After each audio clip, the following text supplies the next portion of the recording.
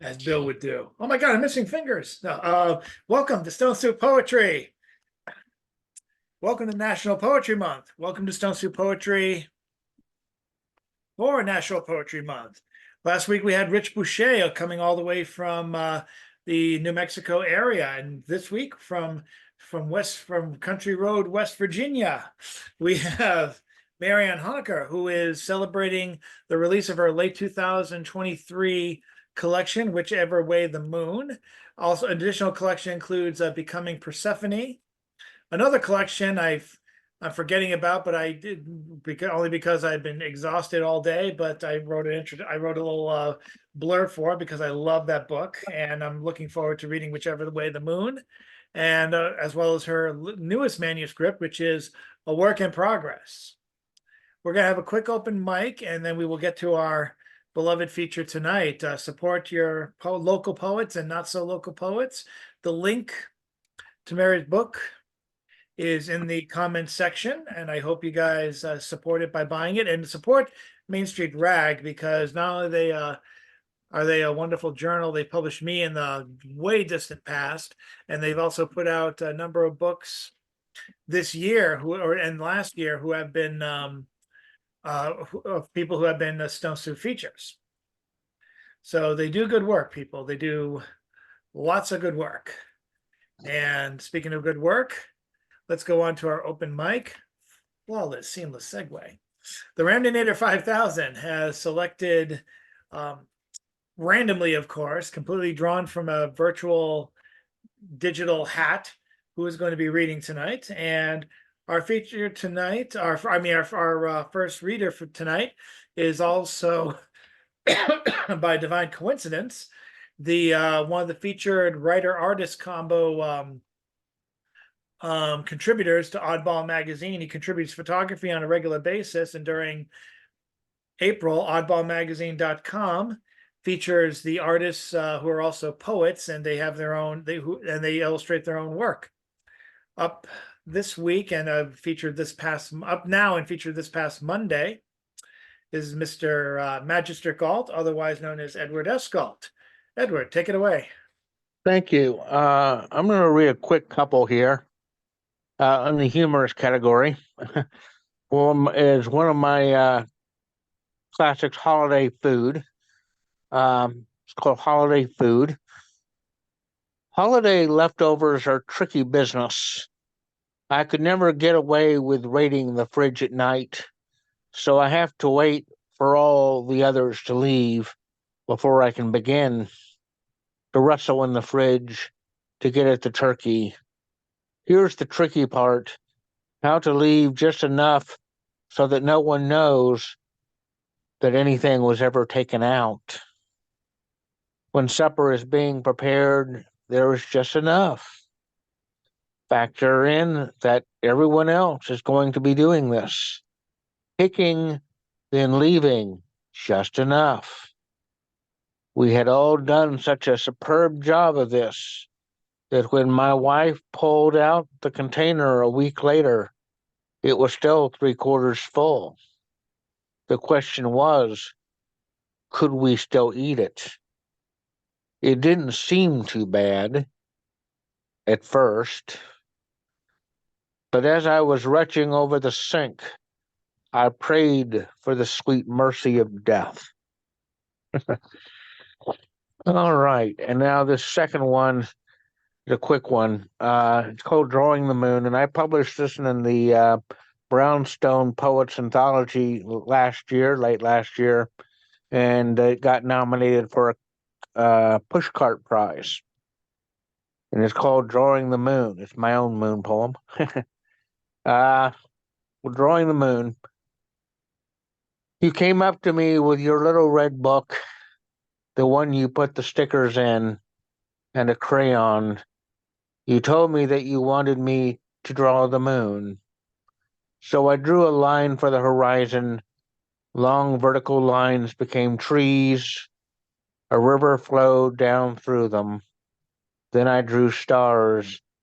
Finally, I drew the moon and filled in the sky dark blue. Because you wanted to see me draw, and there would come a time when you will not care what I can do. Thank you. And by the way, I am going to be publishing a book later this year with Red Green Books with Marisa Prada out of New Mexico. So I'm looking forward to that coming out later this year. Thank you very much. Thank you.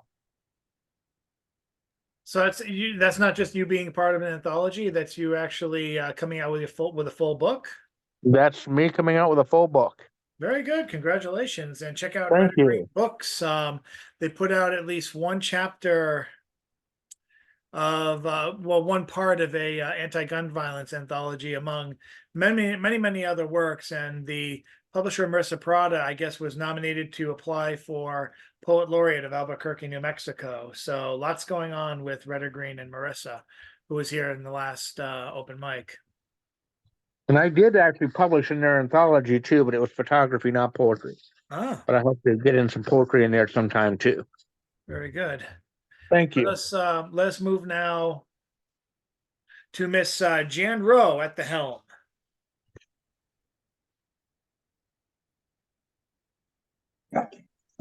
Thank you. These are two short pieces. Somebody at church, Carol Jean Smith's a poet, and she wants to put a broadsheet on climate in the bulletin. So she asked us to give her something. This is called 3M Tried to Tell DuPont What to Do. 3M sold DuPont C8 with directions not to dump this in the water. The substance may be used for waterproofing, fireproofing, Teflon, etc. Well, DuPont would not be told what to do. DuPont dumped CA in the river at Parkersburg, West Virginia. Consequently, humans, animals, and animals born since DuPont's dump are born with deformities. When human babies begin to get teeth, the baby's teeth are coming in black. Ooh. And here's the other one. It's called Going Home, the Other Dirty Water. Going home by trains after 2.5 years to southwestern PA, Pennsylvania, will likely send ahead a water purifier that hopefully removes forever chemicals allowed by Obama and 5 deferment Dick Cheney. Fracking endangered the drinking water and destroyed a dozen sewage treatment plants on the Monongahela River, where my hometown gets its drinking water. Thank you.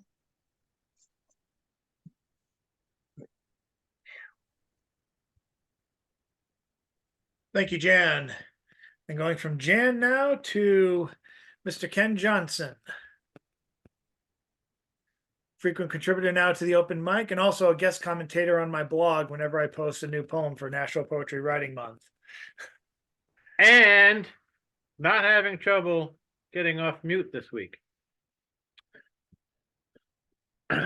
Just one. It is a list of harmless aphorisms I am calling cracked fortunes. Do broken fortune cookies never come true? Does a snapped wishbone one more time. Does a snapped wishbone leave you grieving for the turkey? Is your crazy 8-ball stuck on wet and windy? Do you find yourself the Mork, though you wish you were the Mindy? Does the end of your rainbow move away as you walk towards it? Fancy Easter eggers suck eggs. Your round world does not stand stable as a 4-legged table. Most dogs walk a little sideways, so their rear claws don't scratch their fores. Did your parents want you to be a doctor? Barbie dolls are bought by parents. You knew what the scissors were for. Like the singer's voice, their guitar too has a personality. Not every sandwich is mayonnaise on white bread. If everybody looked the same, I'd not think you were special. I like the way that you and I have oddly become us. Are you worried you're too young to be old? The Japanese fixed China with new inlays of gold. Thank you.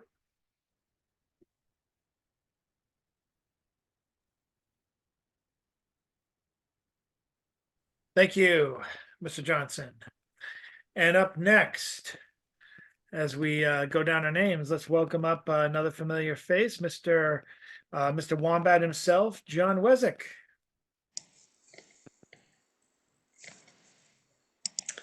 Can I turn the picture on there?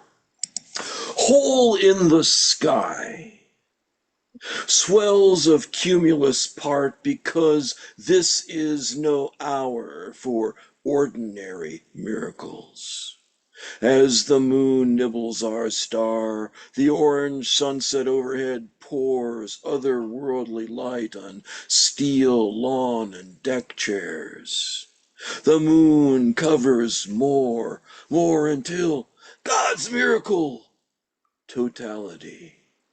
Crickets sing, and onyx set in burst of white gold hangs in the sky like an alien spacecraft with propulsion beyond human understanding. Protective glasses cover eyes again. Goddess Sun, also known as Amaterasu Omikami, Wariu Pranili, Shapash, Atanua, Chup Kamui, or simply photons squeezed by gravity from a ball of hydrogen, re-emerges wearing her rarest jewel, a fingernail sliver of ruby. And that was from the total eclipse that I saw in South Carolina back in 2017. I only got about the 90 or 95% of it here on Monday in Manchester, New Hampshire. But anyway, if you ever get the chance to see it in totality, make the effort because it's really spectacular. Thank you.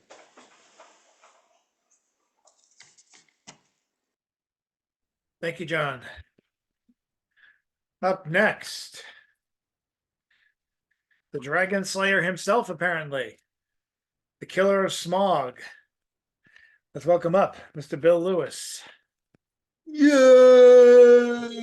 Down with dragons! Down with dragons! Woohoo! Yes, sirree, those dragons didn't stand a chance against us. With our arrows and our banging drums, yes, sirree, that is what we are here for. To save the world from its greatest fiend and danger. I would like permission to share my screen for a moment, if you could do that for me, Chadford. Oh, one sec. John Denver had never been to West Virginia. He was seriously considering Massachusetts. I mean, can you imagine that? Almost heaven, Massachusetts. Yeah, wow, we are saved from the evils. But I was in the State House the week that Country Roads became West Virginia's fourth official state song, along with West Virginia Hills, West Virginia, my West Virginia home. We now have Country Roads by John Denver, and Robert Byrd had it played at his funeral. And this is all really cool and glorious. So I was just kind of wigging out on that. Yeah, I spent some time in Boone County, in Whitesville, where everybody is black. I don't mean they're Negro, I mean they're black because they work in the mines. That's where the Little Big Branch is, if you ever heard of that disaster. They have a huge memorial to all the people who didn't come back that day. So anyway, that's where I was living and working and having a great time. And that has nothing to do with where I am right now, but it seemed appropriate. I wanted to share with you.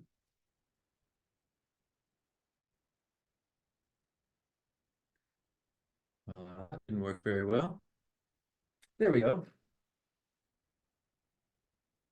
My friend and professor Doug Hofstetter wrote this lovely little book about a poem by Clément Marot. I don't guarantee my pronunciation. It is a cute little poem,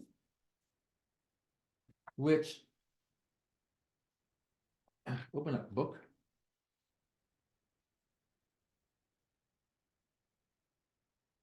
To a young lady who, a young girl who is sick in bed, he is urging her to get well and have a better day. Mon mignon, je vous donne les bons jours, les séjours, c'est présent, guérissant, recouvrez, plus ouvrez votre port, qui en sorte vitement, car Clément les vous mande. Va, friand de ta bouche, qui se couche en danger pour manger confiture. Si tu dures, trop malade, couleur fade, I don't know how to pronounce that, tu prendras et perdras l'embonpoint de tes dons, santé bon, mon mignon. And what is interesting is this, it's 28 lines long. Each line contains exactly 3 syllables. The accent falls on the final syllable in each line. The rhyming couplet A, B, B, C, C. The first line is identical to the last line, and the poet refers to himself by name in the middle of the poem. And halfway through, we change from the formal vous to the informal tu. And so now he asks the questions, how should you translate this poem? What does it mean to translate a poem? Are you translating the form of the poem? Are you translating the technical meaning of the poem? Are you translating the feeling of the poem, the emotions of the poem? And so he asked a whole bunch of us if we would do our share in translating this poem. So here is sort of a classic translation of it. My sweet dear, I send cheer, all the best, your forced rest is like jail, so don't ail. Very long, just get strong, go outside, take a ride, do it quick, stay not sick, ban your ache for my sake. Buttered bread while in bed makes a mess, so unless you would choose that bad news, I suggest that you'd best sooner rise, so your eyes will not glaze. Douglas praise, health be near, my sweet dear. Isn't that lovely? And then how many other translations do we have in here? Translation after translation, which are just looking at the same thing differently. Fairest friend, let me send my embrace. Quit this place, its dark hall and dank walls, in soft stealth, regain health. Dress and flee off with me, Clement, who calls for you. Fine gourmet, how do you pronounce that word? Who cares? Hid from day, dangers past, so at last, let's be gone to dine on honeyed ham and sweet jam. If you stay ill this way, pale and drawn you'll put on, but then seed pounds you'll need. May God's wealth bless your health till the end, dearest friend. Completely different feeling to it, and yet it fits the same gist. And what does it mean to translate? My dear Sue, I bid you a good day. This home stay, your Bastille, darling, heal. Turn the tide, then fleeing wide your closed door, out once more. Quick descend for Clement summons you. Come, dear, who loves sweet taste, your mouth waste. 'Twill risk meat, come and eat, jam so fine. If you pine and still ale, skin so pale, will be Sue's. You will lose your plump self. God good health give to you, my dear Sue. So again and again, different versions of ostensibly the same poem. And there was one more in here. Oh, where did it go? Ah, yes. From his mother, Nancy. I got in trouble with Nancy once. She was not amused by myself and her granddaughter goofing off. Oh well. Hi, Toots, get well. Hospital's prison and prison's hell. Get well, flee your cell. Clément's order in a nutshell. Go pig out, open wide your mouth. Give those sweetmeats going south. Unless you're hale, you'll turn pale. Loo loo la la that wiggles your tail. God restore health to you, my little flower, mon petit chou. So I was so fascinating. I love these ideas. What does it mean to translate a poem? And which of those do you like the best? I'll leave you now with the rest and give you all a blessing best.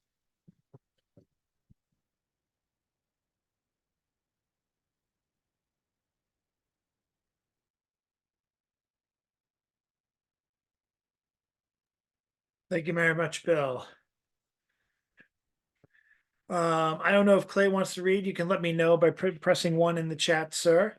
I can even pause the recording. But for now, here comes a new challenger. We haven't seen him for a little while. Good to have him back. He's featuring tomorrow as part of the Dyer Literary Series with Tim Gager as host. Let's welcome Mr. Robert Fleming. Good evening. I'm Robert Fleming, a visual poet from Lewis, Delaware. And it was so lovely to hear Bill Lewis share about sonnets on the farm. I loved it. And as Chad shared, I will be featuring tomorrow night on the Dyer Literary Series. I did make 5 different flyers for the event. I think this is the best flyer that came out. Timothy Gagger and Robert Fleming are eating Boston cream pies at the Dyer Literary Series Thursday, April 11th, 2024, 7 p.m. EST. I'll put the link in the chat. Another project that I am participating in is Local Gems is having a follow-up anthology to celebrate the 205th year since the death of Walt Whitman. 5 years ago, Local Gems sponsored an event celebrating the 200th anniversary of Walt Whitman's, I don't remember, was it his birth or his death? The event was on Long Island in New York, included 2 anthology launches, including the anthology on the left, and a reading of Leaves of Grass at Walt's tombstone, which took about 2 hours. I led 2 workshops. The first one was writing like Walt Whitman, and the second was make your Walt Whitman beard. And several of the people who attended the beard making workshop, when it came time to read their work in Poets to Come, read with their beard. This was the first piece that was published in the 200th anthology. The first letter typed into a text became part of the text. Letters next to each other and on the same line sometimes formed a word and became part of the text. When letters and numbers were insufficient to express what needed to be expressed, the texter inserted an emoji that became part of the text. The texter who became the sender was grateful that they could not see nor hear the receiver, but that did not become part of the text. When the texter clicked on send, 0s and 1s went forth to the receiver, And the text was happy to have gone forth to connect the sender and receiver, who were happy to have texted to be in different places and be silent. A text went forth every minute. And this was my submission for the next anthology, the 205th celebration. Walt Whitman's grave reweaves United States. Walt Whitman's tenor rests at Harley Cemetery, 72 inches under earth, 12-inch white beard. Keratin sprouts between tombstone granite. A Whitman helical helix connects Long Island to Catalina to Sanibel, a hair highway to heal high schools across the American land. Empire Staters trim Walt's beard with hair-cutting shears. Wyoming Knights braid wizard twirl, 3 prongs and forks. Californians color strands with blue and gold dye. Texans beardament ornaments with green and red lights. Floridians badass bead patches with silver Vikings. 50 states attach your beard. Thank you for letting me share on my tribute to Walt Whitman, and I will put the information for tomorrow night's feature at the Dyer in the chat.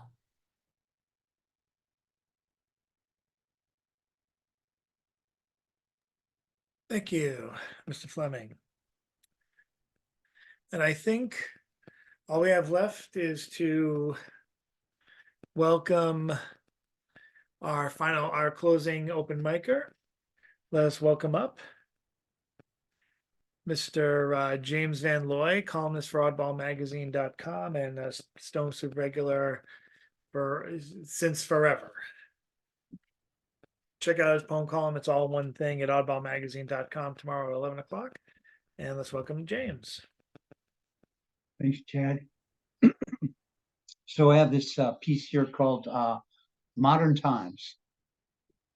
I can't stop thinking modern in these modern times, the long 500-year half millennium. So at end, I find East Indian villagers on youtube.com who watch Charlie Chaplin, who they have never seen before.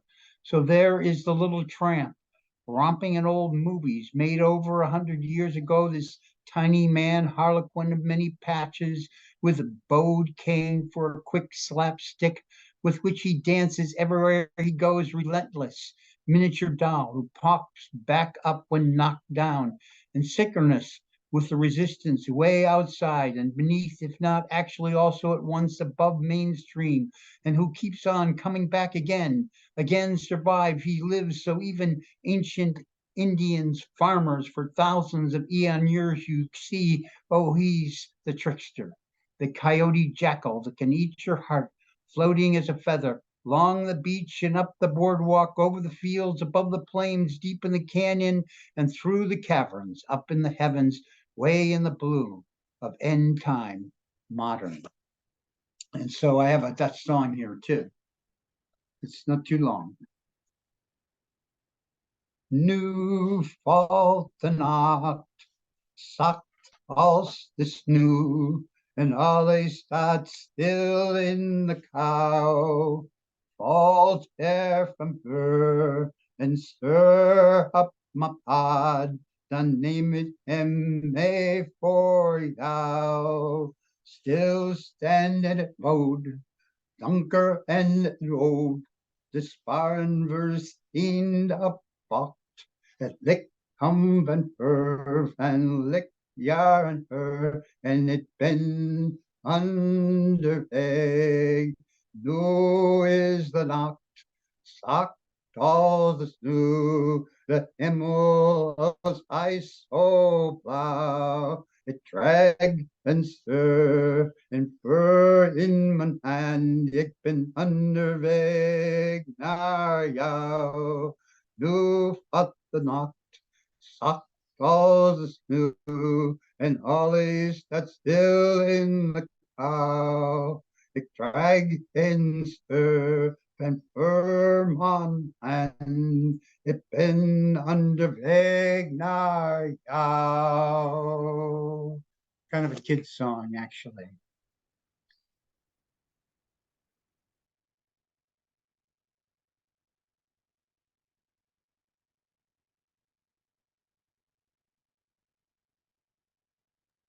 Thank you, James.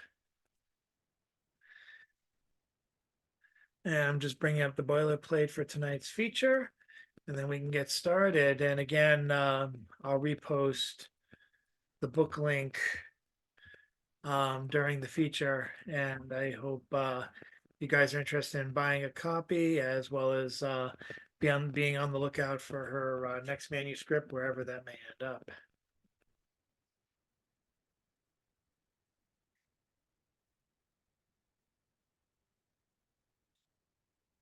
Tune in for next week as we introduce Sue Savoy, a Cantab regular for at least 2 decades now, and also the author of a book coming out from Crooked Tree Publishing, a collection of poems based on her experiences and actually written on the tea. And that's going to be coming out later on this summer. And hopefully one more announcement will be coming up this weekend for the closing up, for who's going to be the closing act for April and who's going to be the opening act for May as we celebrate Stone Soup's 53rd anniversary. We meet every Wednesday from 7 to 9, roughly, and it'd be great to have you here. So I am very happy to announce our feature. It's been, good God, 9 years since the last time she had featured with us. And I am thrilled that she's back. And I am thrilled that even though all the way in West Virginia for all these years, we can have her tonight to feature once again. I first knew her as one of the peak group I called the North Shore Invaders, which included Clay Ventura, Dennis Daly, MP Carver, and many others who I'm likely forgetting. Oh, of course, the late Blaine Hebel. So it's great to have any of these group come. We had Blaine Hebel come here a couple of times, and it was great to read with him for the Vagabond books reading before his passing. A lot of great people came through the North Shore, and a lot of great people are still reading at the North and working and writing at the North Shore.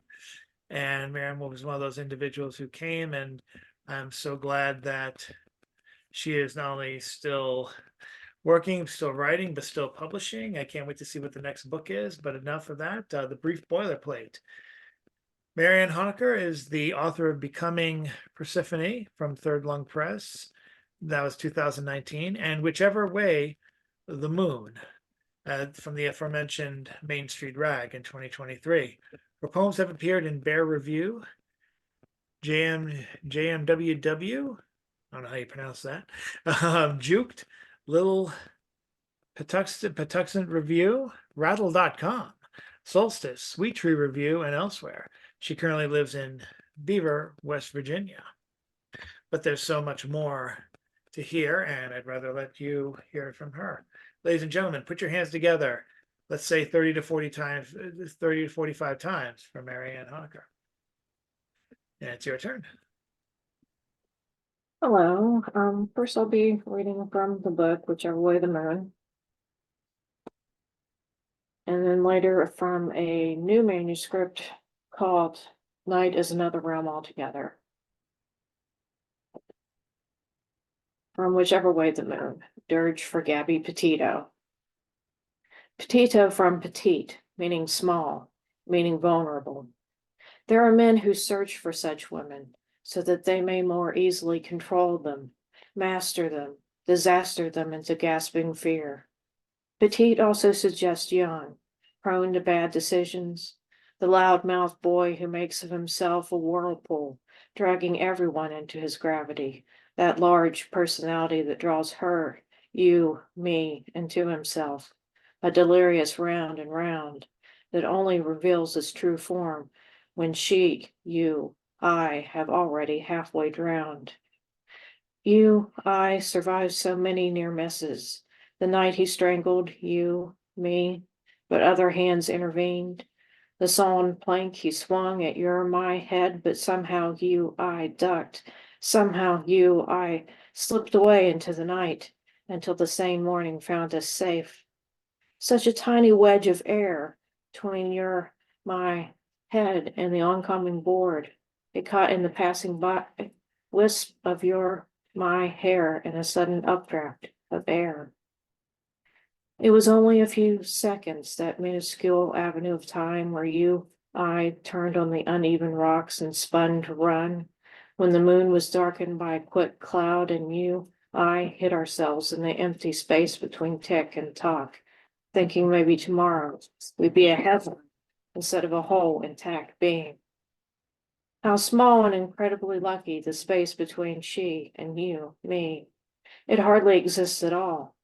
So the world's women weep out to sea, with secret small-hour tears, lifting her delicate body and presenting her to the whirling stars, to whatever grace awaits on the other side of time and space. This is Love Poem to Glenn Danzig. 1. When I was 14, your picture was on my wall, the shameless one, with the golden throne and your hands resting idly on its arms, a god or ancient king, in Kaido, lovely hubris, tapping the chthonic wells of our own unknown histories. Your chin is tilted slightly down, but not in shame, rather in gathering the taproots of night. You pull them from Earth's ravaged belly through your eyes. And of course, no shirt. And of course, muscles made to shame the old gods, which I imagine accidental perfection rather than hours and hours at the gym. Your face a gift from hidden parents, boyish, jaws tight with suppressed rage. 2. Now that I'm an adult, I can see the cunning of it. It's even more oppressive, how you chiseled yourself out of obscure geekiness. A stonemason working only the most unforgiving elements to produce this dark seduction that echoes the first of all seductions, you the Hades to millions of teenage Persephones. 3. Christians are told to embody Christ. You are the only Jesus many people will know. If there exists a yin and yang, night and day, winter and summer, then another office too. Somebody must embody the shadow, must carry dust not in his pockets, but on his brow. I dreamed you carried me away and laid me down in an open grave, in a silken casket, and bid me silent with your finger on my lips. I dreamed you opened the abandoned mine, and we ran through endless interness, to the closing throat of silence before the Big Bang, fleeing. 4. You are necessary, or the mask that you wear. Hold your secret selves, the ones where stars and fireflies show up to make the night glittering and safe. Hold them away from us. We need you not as you are, but as you sold yourself to us. We meet ourselves in that image.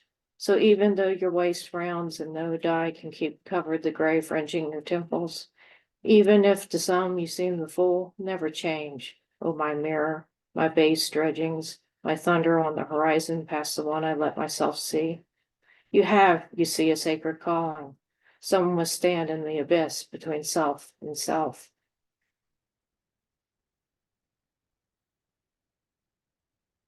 This is When Peeled Back. It was the one from Rattle. Beneath morning Folgers, hazelnut creamer. Beneath wet handprints of fog lifting slowly from the window. Beneath thick inked newspaper and glossy ads rolled into it. Beneath the smudge of newsprint on your forefinger as your heartbeat drops another octave, as all the fucks you could give drain from you more slowly than floodwater drains from lowlands to ditches. Beneath the archaic metal dragon unfolding its thin tendons over the parking lot of smashed biggie cups and tumbleweed napkins, all of its teeth filled in, jagged, askew, with bedewed shopping carts. Beneath neon codes of signs and symbols of every chain restaurant, store, coffee shop, the same everywhere, beckoning you to the same flavors. Beneath the crushed liquor store box the dread-headed homeless woman sits on. Beneath the coin you do or do not drop into her strangely fresh white paper cup. Beneath words you speak flatly over and over again at work because it's a script and you must not deviate because they are always listening. Beneath the momentary joy of finding sugar skull themed coasters. Beneath the low frequency satisfaction of setting them out on your end tables. And how quickly that glow, like drunkenness, is replaced by a hollow ringing. Beneath getting everything you want and finding yourself still unhappy. Beneath making a new list to tick off and fall off the cliff of. Beneath how the bones of your city are starting to show, siding in the side yard, rafters bare now that the skin of roof has peeled off or has fallen in, like the cheeks of a young woman's body as it mummifies on some remote hillside. Beneath the bruises on a child's arm, the circular stains in the crease of a father's elbow. Beneath it all, when peeled back, you find the cruel face of some fey spirit, whose plump pink hands rub together all the smooth stones of your riverbed. A god guileless, feral, who smirks at you from under the skin of the world.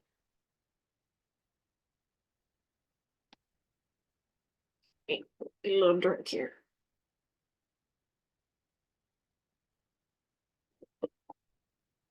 This next one is We Have Become Death. A patch of forest remains between this house and the next, where a doe often hides with her fawn. Crows circumscribe it all day, screeching out to hallow the shadows of huge trees. I knew a clergyman whose life tasted so bitter, he hung a bird feeder in a prune maple, sat with a sour sting in his throat until the crows came, then he shot them. But I don't mind their calling, a raw sound that matches my heart, which I scraped out as one would a pumpkin, carved it a snarl, set the inside on fire. At night the black birds recede into their black nests to rest in black trees against black sky and are silent. Somewhere the man coughs up his cud of hate and masticates it, savoring. I can't know what a crow knows, if a wind is weak and will drop me spiraling, or if it has lift, lively enough to sky all the heaviness of me. My candle burns lower, weeping wax, and finally the wick gives up its stench of endings. Maybe crows do long for the once forested as my house, midnight lit, as I longed for my heart before I cored and monstered it, even for the glow that blackened its walls. I am charred. An owl I cannot see croons her 3 funerary notes.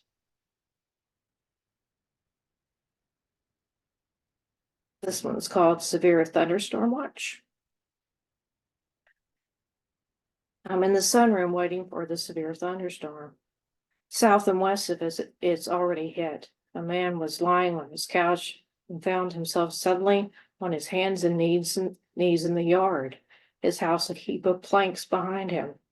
The tornado had tumbled the whole neighborhood away, like dry leaves picked up and heaved by wind.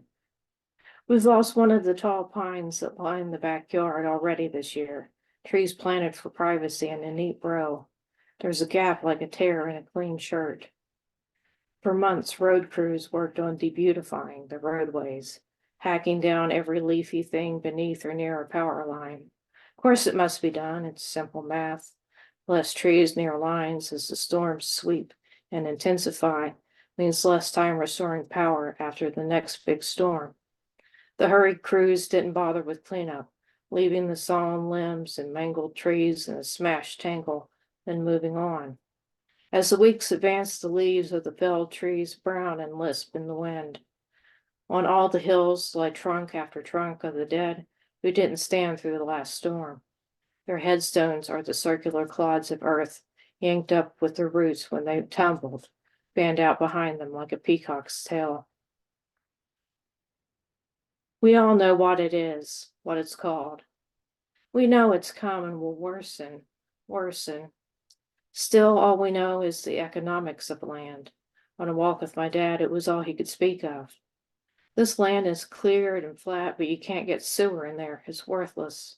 This one's nothing but a steep cleft, water issues all along the bottom. They want a lot for this, but it's only good for grazing cattle. I put in a bid for that lot. It goes way back, but a bid too low, too late. Clear the land for a tip-top rate. If you drive out of the towns, out of sight line, you'll find them blasting the mountains faceless. It's already upon us. There's nothing to do but pile the trees and watch them burn. Scrape and scrape the tender flesh of the hills until we scrape free every nickel we can earn. The wind advisory is in effect. Bring in your lawn chairs, your trendy little flags. There's a chance of hail, so park your car under an awning in a garage. It's coming. Nothing we can do will stop it now.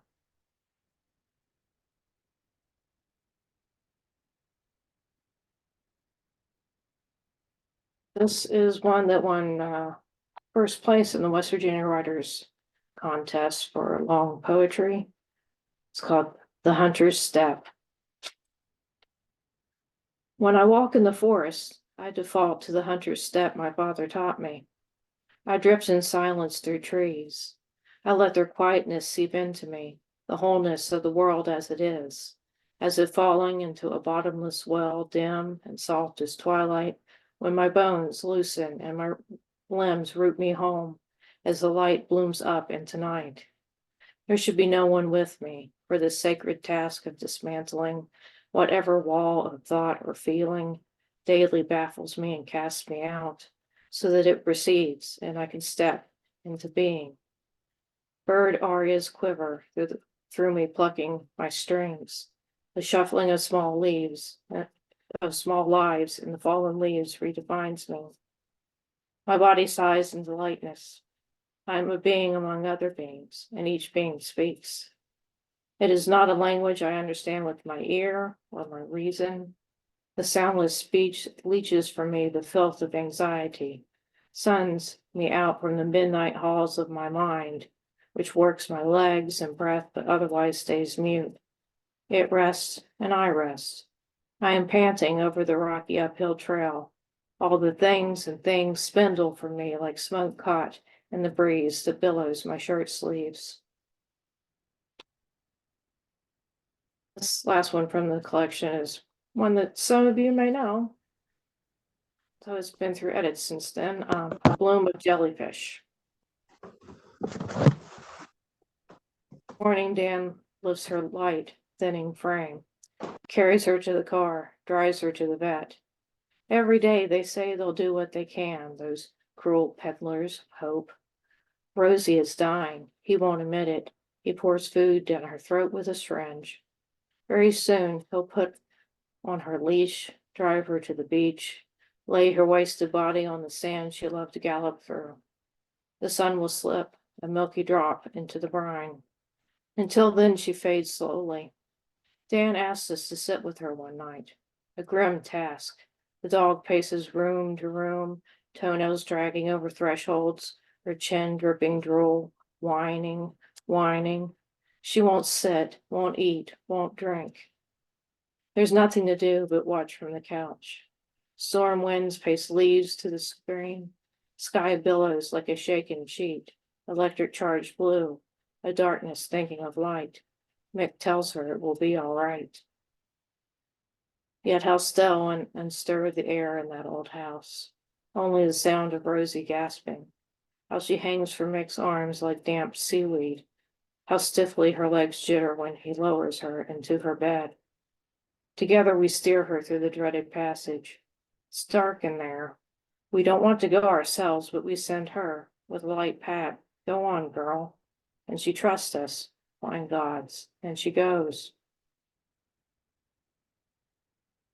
The next day is orange and blue and bright as autumn ought to be. I walk to the wharf in a chipper wind, clear to the end, sit down and peer in.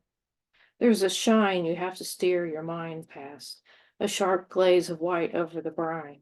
You need to concentrate, to want to see behind the light. I see and call Mick. He bikes out, sits down too. They don't have brains, he says. Dozens of little jellyfish glitter like streamers on the handlebars of a child's bike. Each one has a hook inside, like the filament of a light bulb. They sway whichever way the wind moves the waves, whichever way the moon. He adds, they don't have hearts or stomachs, as one the size and shape of a thumb slips between the wharf bricks easily, perhaps never to return. Ghosts of the ocean, they rise to sight then fade, thoughtless as flowers, weightless as tissue. What a comfort they are. How I envy their lightness, their twinkling frames. They sway sweetly into the terrible dark, tolling, glowing bells sounding in the waves. No one else sees them. People and dogs hurry past. We look into the water a long time. We watch even when the wind turns cold, the tide leaps over its bounds. So that was from Whichever Way the Moon. You can only get it on the Main Street Rag page. They don't have it on Amazon. They didn't put it on Barnes and Noble. Only their page, so you know. I'm going to read a few from Night is Another Realm Altogether, which is a more or less finished manuscript. I'll be sending out soon. This first poem is called Titanoboa. My illness swallows me whole. It is the giant snake Titanoboa, slithering out of deep history, 60 million years old.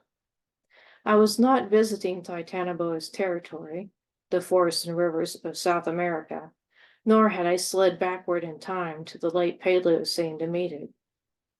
It came first as a surprise, then as a shock, then a terror, seeing how it went on and on and on. Once inside, I am supine, supine forever, crowned first and blind as I slide toward oblivion. This is a very big snake, so it's going to take a while. I read books. Acid gets in my eyes and I fail to read books. I try jigsaw puzzles, adult coloring books, anything that relies on minimal thinking, since it is too tight for thought in here. I hate the moments when my head is being squeezed. I miss the sunshine. I miss walking. Am I dying? Is it very bad? I asked the doctor. No, she says, you are perfectly healthy. We don't have the vocabulary to diagnose being swallowed by a prehistoric snake. I lie flat on my back for months, in darkness and the pulsing silence. I lie here, barely inching toward the end, for years. The scans don't show anything, the neurologist says a little apologetically. I'm inside a fucking snake, I want to yell. But I don't want to be a problem patient, the kind that gets escorted outside by security. More than one doctor feels that my snake delusion is a matter for psychiatry.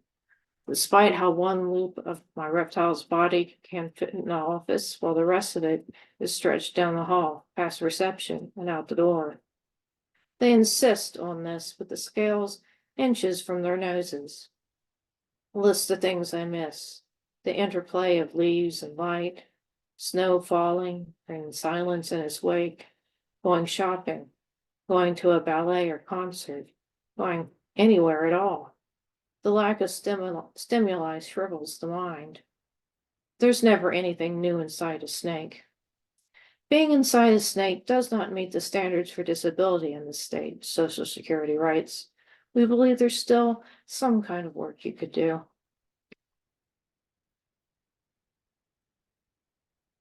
This one is called The Age of the Wolf. The howls of wolves sound like all the sufferings of the world decanted into a small glass. If you drink it, you will fall down into the realms of Hecate. She wears the stars as ornaments in her hair, so colossal is she, spanning many light years. The howls of coyotes are for smaller sorrows, a lost necklace, a single teardrop loosened by a true crime show, when your favorite belt no longer fits your rounding waist.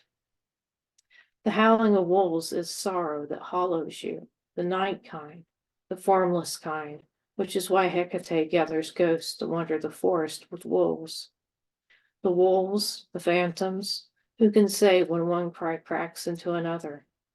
Hecate is the goddess of witchcraft. Her fingers reach into quantum possibilities. Thus a binary is stationed in our minds, passed down in our bellies through centuries, shiver with fear when the wolves sing. Hecate knows her ghosts' lives only backwards. From the time they entered the underworld, their tales began. The last thing they did, the thing before that, back into the womb of the earth where they are. Hecate knows I walk a sea cliff's edge between life and death. She comes close and breathes patterns on my windows, scribbled in the frost of her voice, while the neighborhood disappears in fog. Reams of dark matter are between one star and Hecate's hair and its companions. She comes draped in galaxies. The wolves howl fate and the ghosts echo night. Fate cannot be seen by day. Does Hecate fold the little wolves, the coy wolves, under her black robe? They yip like dogs before releasing their shrill child's cry. Somewhere in the universe there are moons that match Hecate's eyes, and she is there also. Of course she gathers the little wolves and lets them add their sopranos to her melody. The age of the wolf is past. We have only these tinny laments, a note of song, dark or wide enough to step into on our last day.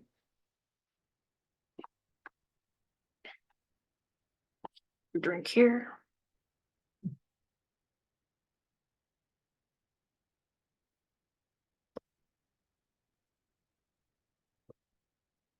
This is the laws of ME/CFS, which is myoencephalitis, chronic fatigue syndrome. Gravity is stronger because I am ill. I feel the constant pull of the earth. I drop to my knees, rest my forehead on the floor. Words get lost in the corridors of my brain. Your mouth is moving, and sound is coming out. I've been asked a question I can't answer. The sun is cooler because I am sick. It's summer and I'm wrapped in a blanket. It's winter and I'm wrapped in 3. When a dog barks, I am reminded of the world still outside my window, but my bed is my universe. I climb the mountains heaved up by its sheets. I fall into steep ravines. The lamp is my sun, its shade a thin cloud. Night comes by light switches, day by light switches. Night and day could be any time. The law of attraction states that if I go out and walk around the mall, then I will be pulled into my bed for days. I blink and wake up hours later. I sigh and a fraction of a second passes. Time shortens and lengthens. This is relativity. If I am alive, time shrinks. If I am dead, time becomes eternity. I am dead most of the time, or a needle's width away from death. I try to reel in parts of who I was, but they are attached to me by filaments of spider webs. The web disintegrates at a touch, and I am no one. The web gleams at a certain angle of light. Once a year, the sun strikes it right, and I am a whole being again. 1 sleep plus 1 sleep equals still sleeping. This is math. 2 sleeps plus 2 sleeps equals utter exhaustion. The day has disappeared into the mouth of the night. Today is the same as yesterday, as the day before. All time is now, and now I am ill. This is quantum physics. From the beginning of the world, I have been ill. When the second hand stops ticking forward, I will still be sick. This is eschatology. Am I doing good on time?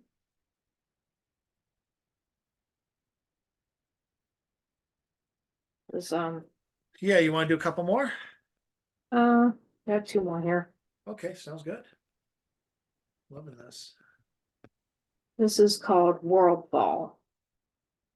When I was 7 years old, I fell out of a tree. At the end of the world, one of the world tree's roots will die, along with the old gods. I fell flat on my back from a limb I could only reach on tiptoes. I have no other way of measuring my fall other than by my own body. My body remembers being unable to breathe, a panic, staring up at the sun tickling the leaves. The moment extends forever and will touch the moment that the tree dies by saw or fire, and it will touch the moment the world tree sustains its immortal wound. I had to wrap my hands around the lowest branch, then walk my feet up the trunk, and I'd swing one leg over the limb and shimmy upright on it. Can't remember how. I can't remember how you and I got to this impasse, where we both want to move forward, but there is a single night we can't stop clutching. When I found myself upright on that branch, the whole tree became mine. I could climb any branch I dare. I could go up and up. I thought for that night with you that I owned myself. The moment I passed out will last until the old gods die. It is here now. It will always be here. The world tree shivers all over when I hit the ground. It feels an essential source dying, and nourishment turns sour. The moment my breath came back into me, the rift between the tree and I was mended. Nothing can mend a rift between my body and myself. This is the Babadook.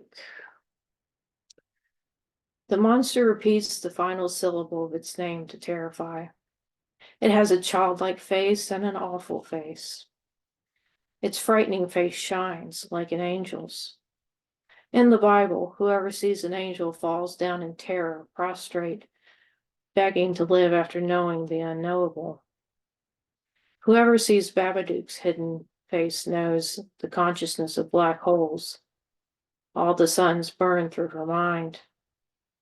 The prophet Ezekiel saw 4 beasts with 4 faces each one so terrible to look at it was like staring into the sun.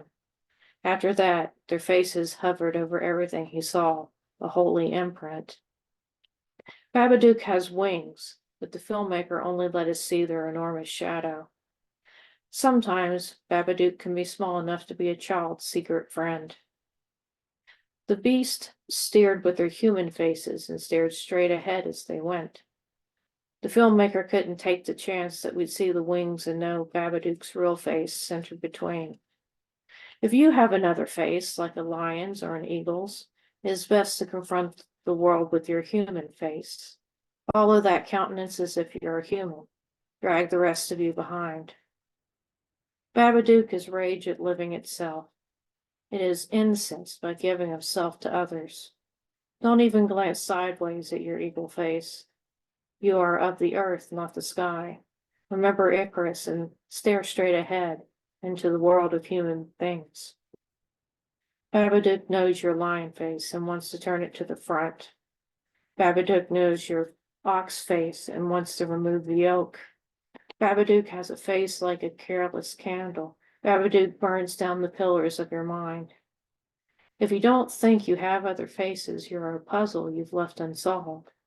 Latch your pieces together and you'll see. Babadook displays its shine down on the floor and the floor burns.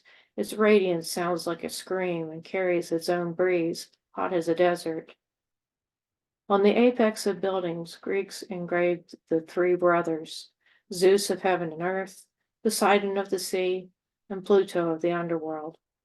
Pluto was pictured pacing away, sparing people his face. Ezekiel went mad after he witnessed the beast. He buried his underwear in the sand of a riverbank. He lay on his side for 40 days and 40 nights. He chopped his own hair and set it on fire. Once you've seen the Babadook, it never goes away. That's all I've got. That is amazing. Ladies and gentlemen, come on, give the virtual or auditory applause, whatever you feel like giving. Thank you very much. Bravo, bravo, We're bravo, not Thank you. hey, worthy. author, We're not author. worthy. Oh.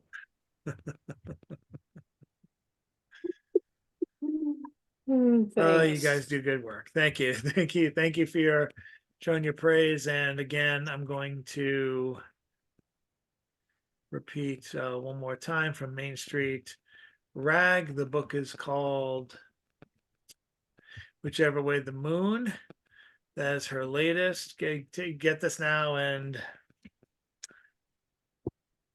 buy a poetry book and support a living, breathing goth out in the world today. Whose tribute to Glenn Danzig, Henry Rollins couldn't write a better tribute.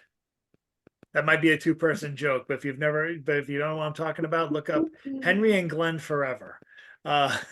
Some of you may know, most of you are probably looking at me very perplexed, but it's worth the research as much as it is a rabbit hole. But so that was all